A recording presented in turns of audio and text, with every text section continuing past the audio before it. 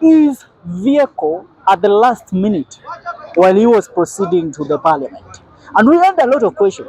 Huyu jamaa amebadilisha gari na ameamua kwenda na gari ya mtoto wake. So ndio, he has decided to change the vehicle and he is going with his son's car to parliament. The crown Toyota that we saw, which he was assassinated in. So the question that we have, how did the assassin get those crucial details? Because they are so crucial, such that the circle that knew that Honorable Charles Ongondowere was traveling in that car was his driver, his PA, his bodyguard, and the son. And maybe a few members of parliament who saw him arrive in parliament that day. So the question was, who gave out these details? But that was not his official government assigned vehicle. As we I know you are all familiar with this. I mean, the other day we were talking about the assassination of Honorable Charles Ongondowere, the Member of Parliament of Kasipul, who was assassinated along Mortuary Road about 1 week ago. But this story has turned out to be one of the most complicated stories in the history of political assassination in Kenya. As we speak, the Cabinet Secretary of Interior, Honorable Murkomen, has spoken after they nabbed the main culprit and main suspect in the assassination of Honorable Ongondowere. And to our utter surprise is that the member of Parliament's driver and bodyguard have been implicated in this assassination. Why? They have been arrested and detained after the statement that they gave at first during the assassination turned out to be different or contradicting to the one that they are giving right now. Remember, the DCI, the homicide department in the DCI, has not been sleeping as they formed a task force to investigate and find answers on who really killed Honorable Charles Ongondowere. You know, fingers are being pointed to his political nemesis. But what has turned out to be is that this act was orchestrated by people inside the circles of one Honorable Charles Ongondowere.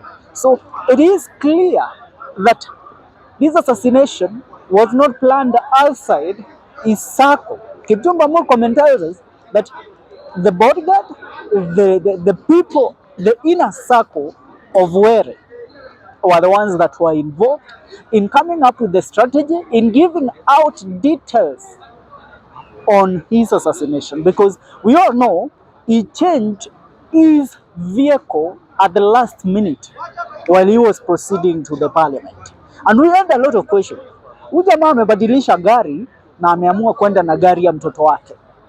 So ndio, he has decided to change the vehicle and he is going with his son's car to parliament.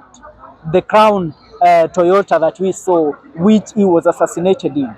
So the question that we have, how did the assassin get those crucial details? Because they are so crucial, such that the circle that knew that Honorable Charles Ongondowere was traveling in that car was his driver, his PA, his bodyguard, and the son. And maybe a few members of parliament who saw him arrive in parliament that day. So the question was, who gave out these details?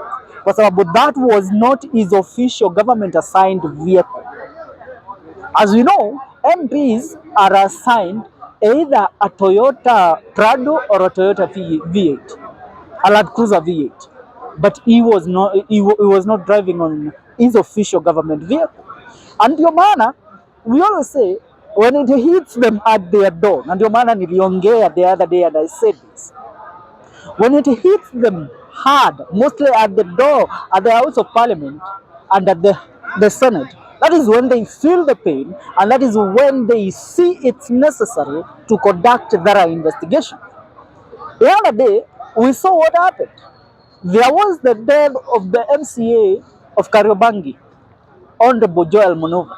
There were no investigations that were carried out. Apart from Munuve, we had the murder of one Molo president. His name was Richard Otieno. and there was no investigation that was done into that matter. But now, since it's an MP that has been assassinated, they have come up with, the necessary investigative bodies have all come together, and right now they have ruled and come up with the culprit that really conducted the assassination of this member of parliament. Let me ask, should we trust the information that Kipchumba Murkomen is giving us, yet we know the suspect that was involved in the murder of the victims of Kware dumpings still is at large after escaping at Gingiri police station over 7 months ago? It's a question. I'm not being rhetoric. I'm just asking. These investigative bodies that we have in the country wameungana tu kwa siku mchache wamepata culprit ambaye aliweza kuua MP. Yet we know binadamu raia wa Kenya huko Mukuru waliuawa wakatupwa pale Kware. The culprit anaitwa Juma ISV Alusa Collins was arrested, detained, and before making it to the court, he disappeared from Gingiri police station. Until now, about 8 months later, the investigative bodies in our country have never nabbed that man. Let me tell you one thing with our Kenyan investigative bodies. We have the most equipped investigative agencies in the country, in Africa, compared to any other countries in Africa. We are number 3 in Africa in terms of investigations.